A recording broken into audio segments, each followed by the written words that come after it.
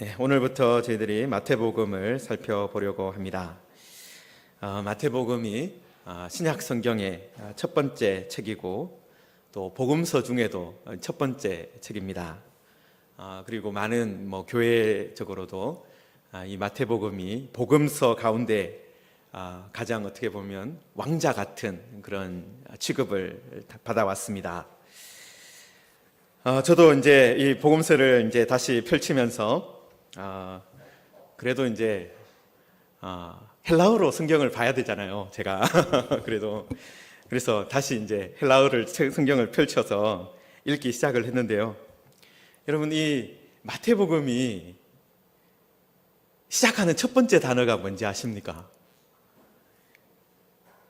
물론 이 힌트가 있긴 있어요. 여기 이제 1장 1절에 아브라함과 다윗의 자손 예수 그리스도의 계보라, 이 중에 하나 있겠죠, 그죠? 예. 정확하게 말씀드리면 이게 계보라라는 말이긴 한데 이게 두 단어로 셋을 되어 있어요. 이 마태복음의 첫 번째 단어는 비블로스입니다. 비블로스. 책이라는 단어예요. 그냥 책. 여러분, 지금 우리 앞에 책이 한 권 놓여 있다라는 거죠. 물론 그게 이제 의미하는 것이 계보라는 그런 게 연결되어서 될 수도 있지만은 일단은 우리 앞에 뭐가 있다는 거예요? 책이 있다. 여러분, 이 복음서를 기록한 사람들이 여러 명 있지 않습니까? 그런데 이 마태복음을 기록한 마태도 자신이 이 책을 통해서 어떤 일이 일어날지 몰랐을 거예요. 내가 기록한 이 책을 통해서 어떤 일이 일어날 것이다, 정확하게 몰랐을 겁니다. 여러분, 지금은 책을 만들려면 어떻습니까? 책을 전문적으로 만들어주는 출판사도 있고 또 그런 걸 연결해주는 에이전시 같은 그런 사람들 많아요. 그리고 책을 파는 서점들도 많이 있고 하다못해 인터넷이나 이렇게 쇼핑하는 그런 인터넷 쇼핑몰에서도 책을 쉽게 살 수가 있습니다. 그래서 누구의 집에 가도 요즘에는 뭐가 있습니까? 책이 몇 권은 있죠. 아무리 책을 읽지 않는다 하더라도 책이 몇 권은 있습니다. 여러분, 그런데 한 2000년 전으로 한번 돌아가서 생각을 해보시기 바랍니다. 여러분, 2000년 전이라면 어떻겠습니까? 이 책이 매우 귀한 거죠. 희귀한 것입니다.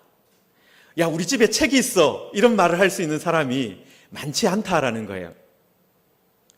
여러분, 책을 읽을 수 있는 사람도 드물고 책을 가지고 있는 사람은 더 드물고 어떻게 보면 평생 동안 책 한 권 가지지 않고 살아가는 사람들이 많았을 겁니다. 여러분, 그런데 그런 시대에도 어떤 사람이 있었다는 거예요? 책을 기록하는 사람이 있었다라는 거예요.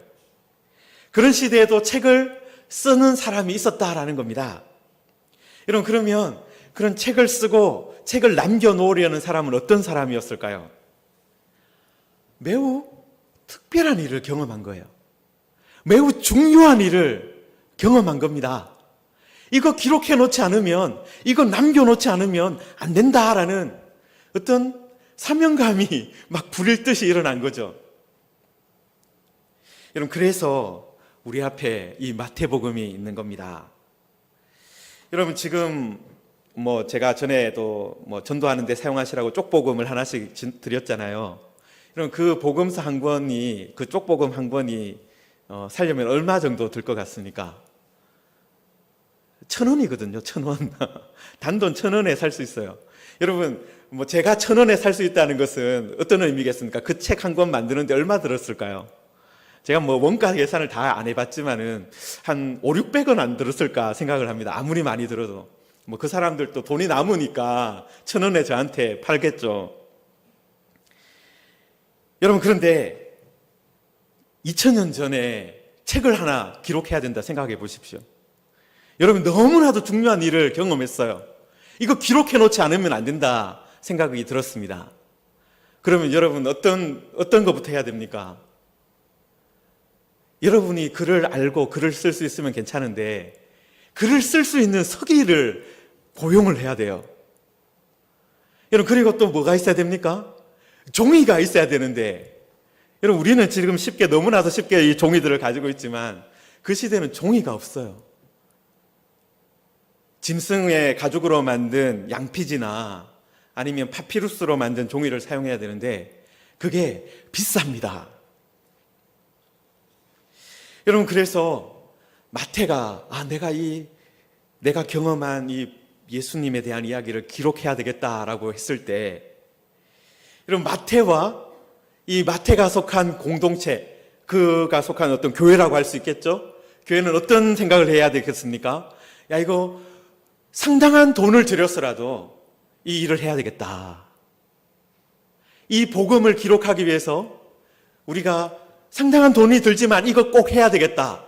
그런 결심을 해야 됐을 것입니다. 여러분, 바로 그런데 이런 책을 만드는 사람과 공동체가 있었기 때문에 교회가 어떤 공동체가 된 거예요? 책의 공동체가 된 겁니다. 교회가요, 옛날에는 어떤 공동체였냐면 책을 만드는 공동체인 거예요. 책을 만들고 책을 물려주고 책을 읽고 책을 함께하는 공동체였다라는 것입니다. 여러분, 그래서 이 신약 성경에도 보면요, 책을 함께 읽는 이야기가 종종 나오죠. 여러분, 교회가 책을 함께 읽는 공동체였고 책을 보관하고 책을 만들고 책을 물려주는 그런 공동체였다라는 거예요. 여러분, 우리가 가지고 있는 책들은 사실 어떻습니까? 그것이 베스트셀러였다 하더라도 시간이 좀 지나면 사라집니다. 저도 신학생 시절부터 따져서 한 수천 권의 책을 샀어요. 그런데 한 2,000권 정도의 책은 대구에 있는 저희 부모님 창고에 들어가 있어요. 그렇게 아주 소중하게 비싼 돈을 주고 샀던 책들도 시간이 지나면서 이거는 창고에 그냥 놔둬도 되겠다. 창고에 들어가 있습니다. 여러분, 그런데 성경이 지금까지 계속해서 읽히고 생명력을 가지고 있는 이유가 무엇이겠습니까? 이것이 그냥 단순히 사람이 쓴 책이 아니기 때문에 그런 거예요. 만약에 그냥 마태가 그냥 쓴 책이다, 그러면 시간이 지나면 아마 잊혀지고 창고에 들어가게 되었을 겁니다. 여러분, 그런데 이 책에는 무엇이 담겨 있습니까? 하나님의 숨결이 담겨 있는 거예요. 하나님의 숨결, 다르게 말하면 성령의 감동하심이 담겨 있다라는 것입니다. 여러분, 그래서 이 책이 사라지지 않고 계속해서 우리에게 어떻게 하는 거예요? 생명을 전해주고 생명을 살리고 우리에게 은혜를 전달해 주고 있는 것입니다. 자, 그러면 첫 번째가 책이라는 단어잖아요. 비블로스. 두 번째 단어가 뭐겠습니까? 게네세오스라는 단어인데요. 이게 원형은 게네시스입니다. 영어로 말하면 이제 제네시스가 되죠. 제네시스. 여러분, 우리말로 번역하면은 이제 계보가 되는 그런 의미를 가지고 있습니다. 그런데 이 게네시스라는 이 단어가 이제 어떤 뜻을 가지고 있었냐 하면 출생, 삶, 역사, 세대, 이런 뜻을 가지고 있습니다.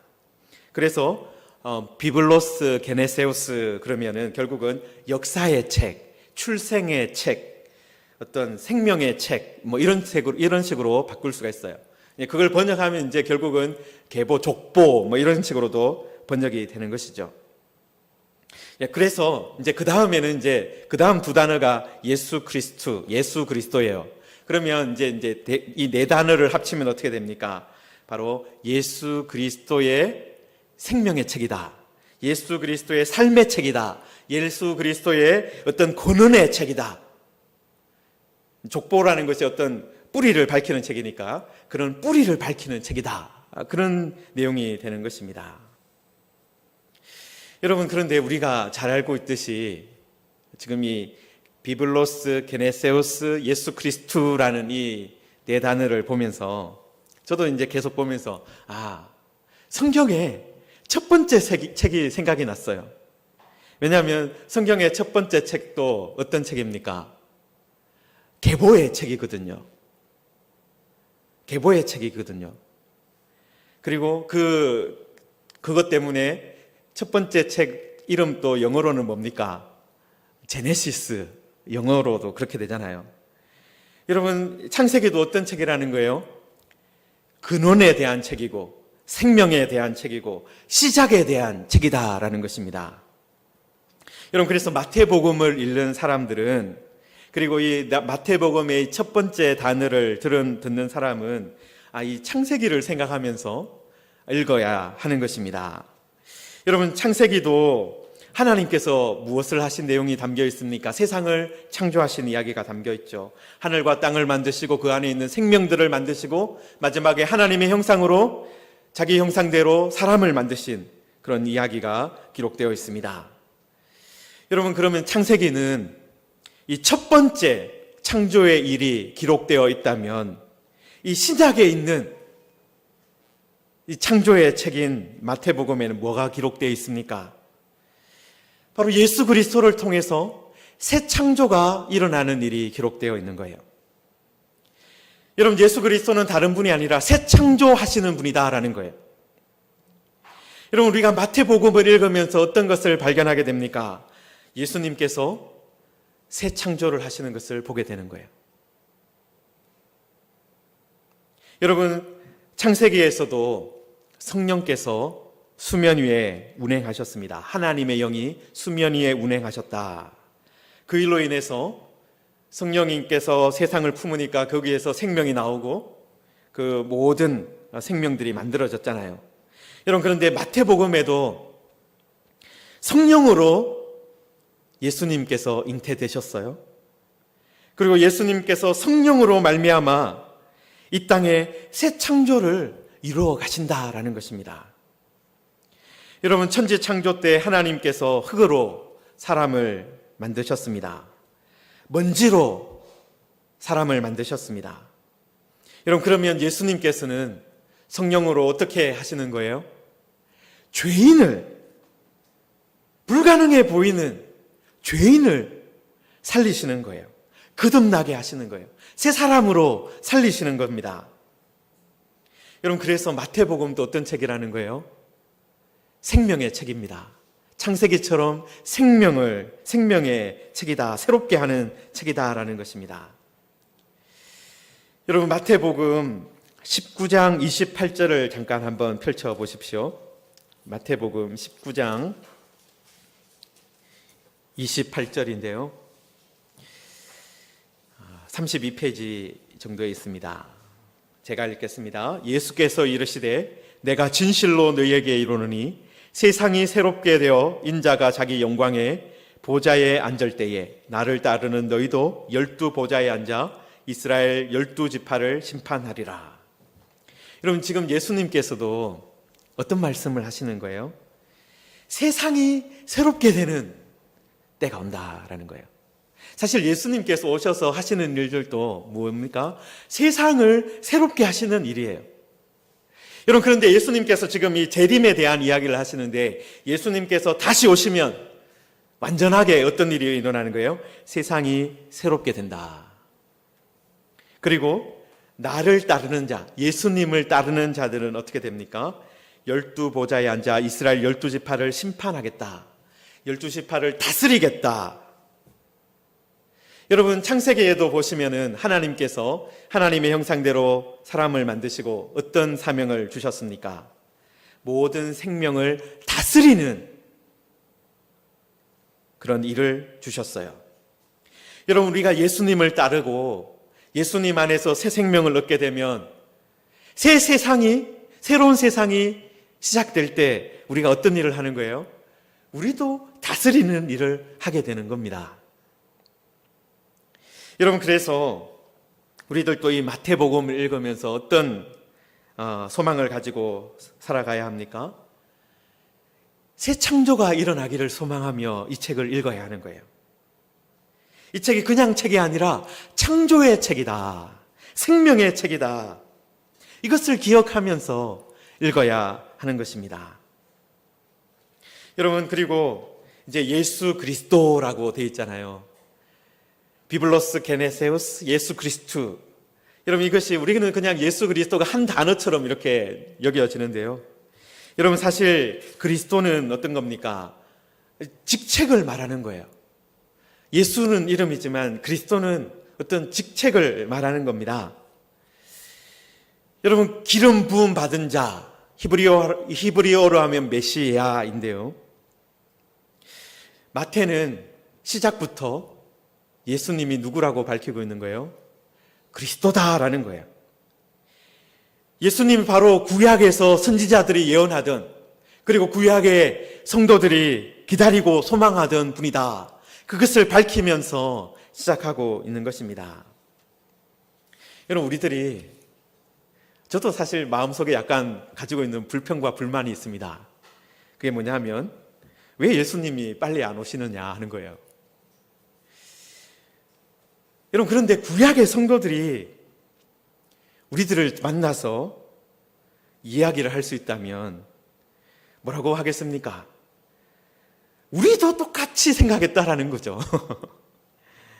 구약의 성도들도 하나님께서 언제 메시아를 보내주시는가, 하나님께서 언제 그리스도를 보내시는가, 그것을 기다렸다. 우리도 많이 기다렸다라고 구약의 성도들이 말할 거예요. 우리들도 메시아를 기다렸는데 사실은 만나지 못했어. 우리 구약의 성도들도 메시아를 기다렸는데 직접 보지 못했어. 여러분, 아브라함도, 이삭도, 다윗도, 솔로몬도, 이사야도, 예레미야도 메시아를 만나지 못했습니다.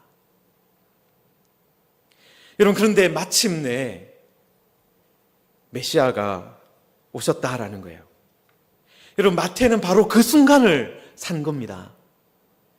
구약의 성도들이 기다리던 그 메시아를, 그 그리스도를 만난 거예요.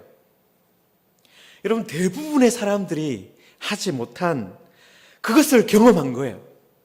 대부분의 사람들이 보지 못한 분을 직접 본 것입니다.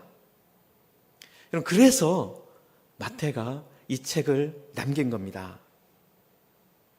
여러분, 그래서 우리는 이 소중한 책을 읽으면서 예수님께서 이 땅에 오셨을 때, 예수님께서 메시아로, 그리스도로 오셨을 때 어떤 새 창조의 일이 일어났는가, 그것을 같이 경험하게 되는 거예요. 여러분, 예수님께서 이 땅에 오셨을 때 새 창조의 일이 일어났습니다. 예수님께서 오셨을 때 창조의 일이 일어났어요. 그리고 나서 그 창조의 일을 경험한 마태가 이 책을 남긴 것입니다.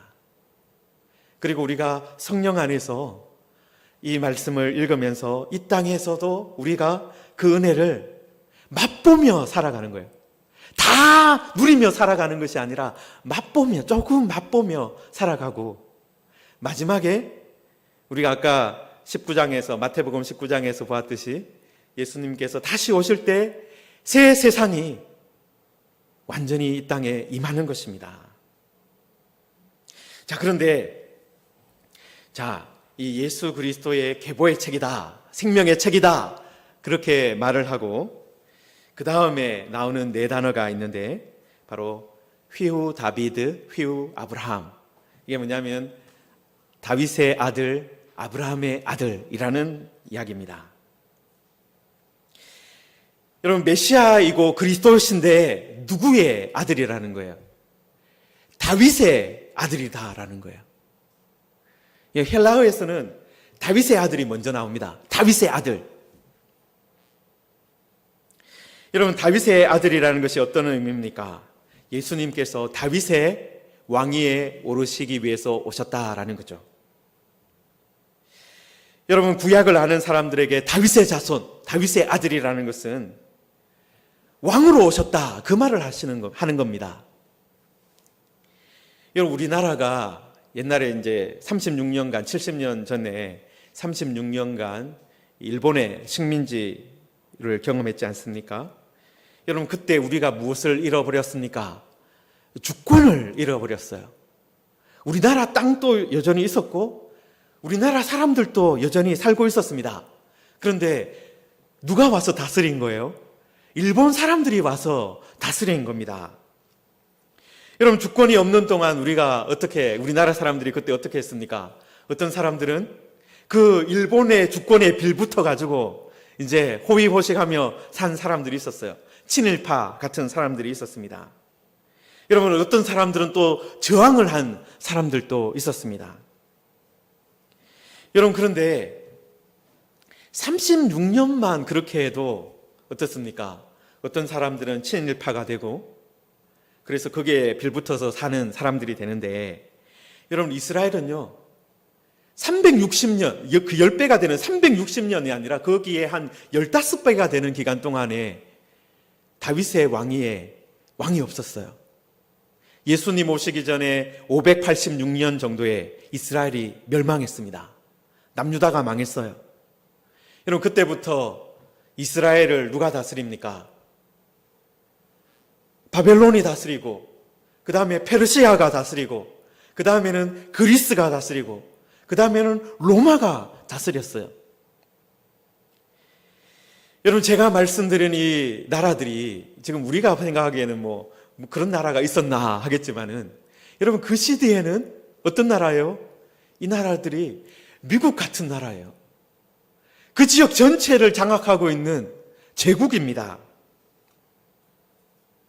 여러분, 혈통적인 다윗의 후손들은 남아 있었어요. 바벨론에 포로 잡혀갔던 사람들도 있었고, 그 다음에 돌아온 사람들도 있었습니다.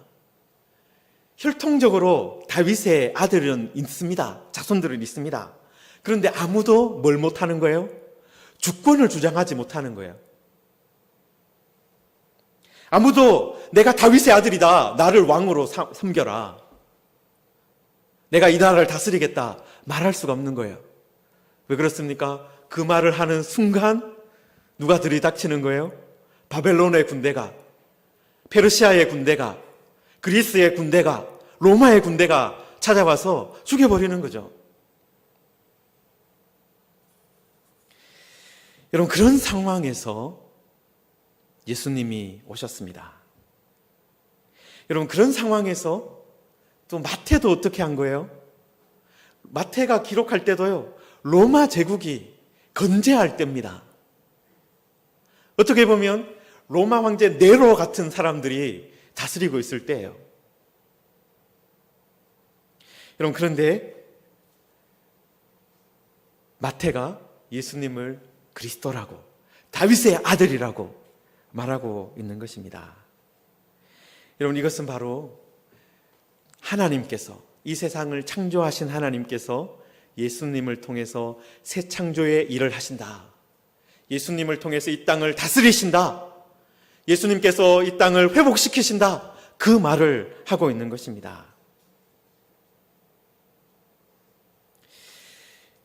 여러분, 우리가 마태복음을 읽으면요, 마태복음에 등장하는 사람들이 다윗의 아들 예수여 라고 부르는 그런 장면들이 몇 번 나옵니다. 다윗의 아들이라고 예수님을 부르는 장면이 나온다라는 거예요. 여러분, 그런데 그 사람들이 누구였습니까? 예수님을 다윗의 아들이라고 부른 사람이 누구였습니까? 똑똑하고 공부를 많이 한 사람들이 아니었어요. 여러분, 그 시대에 똑똑하고 공부 많이 한 바리새인이나 서기관들, 그리고 레위 사람들, 제사장들, 세계 정세를 알고 힘이 누구한테 있고 내가 이런 말을 하면 어떤 불이익을 당하고 그런 것들을 아는 사람들은요, 예수님을 절대로 다윗의 아들이라고 부르지 않았습니다. 여러분, 누가 예수님을 다윗의 아들이라고 불렀습니까? 병자들과 장님이, 이방인이 질병과 아픔 가운데 괴롭힘과 따돌림에 시달리던 사람들이 예수님을 다윗의 아들이라 불렀습니다. 여러분, 그렇게 했던 사람들이 예수님의 은혜를 입었고 예수님의 다스림을 받았다라는 거예요. 여러분, 그리고 다윗의 아들이라고 부르고 나서 사람들이 꼭 그 뒤에 덧붙였던 말이 뭔지 아십니까? 불쌍히 여겨 주옵소서. 불쌍히 여겨 주옵소서. 바로 그런 사람들이 예수님을 다윗의 아들이라 불렀을 때 하나님의 은혜를 경험하게 되었습니다. 눈을 뜨게 되었고 병이 고침을 받았고 이방인이었는데도 하나님의 은혜를 받는 일이 일어났습니다. 여러분, 그런 사람들이 예수님을 다윗의 아들이라 불렀을 때 새 창조의 일이 일어났다라는 것입니다.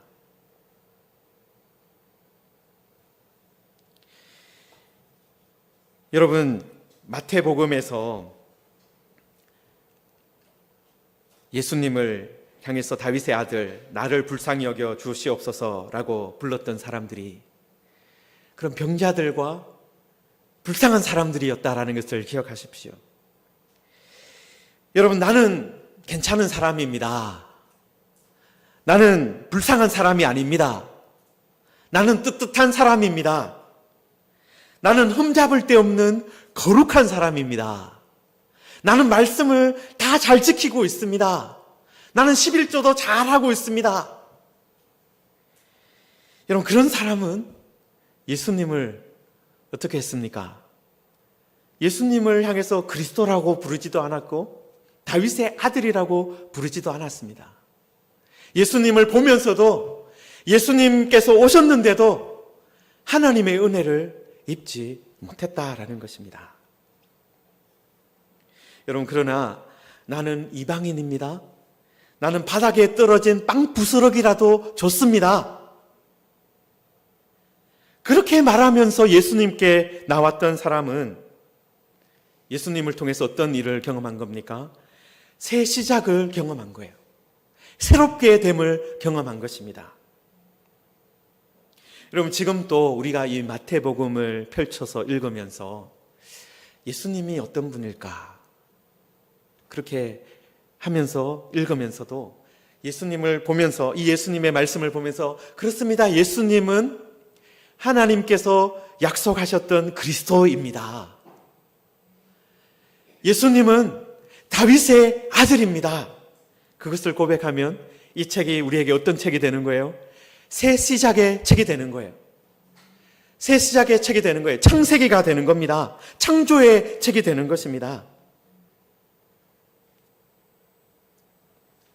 사랑하는 성도 여러분, 그래서 우리들도 이 마태복음을 읽으면서 예수님을 그리스도라 부를 수 있기를 소망합니다.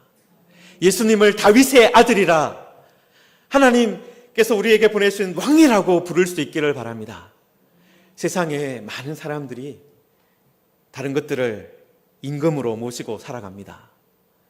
물질을, 또 아니면 다른 어떤 것들을 자신의 왕으로 세우고 살아갑니다. 여러분, 그러나 우리들은 어떤 사람입니까?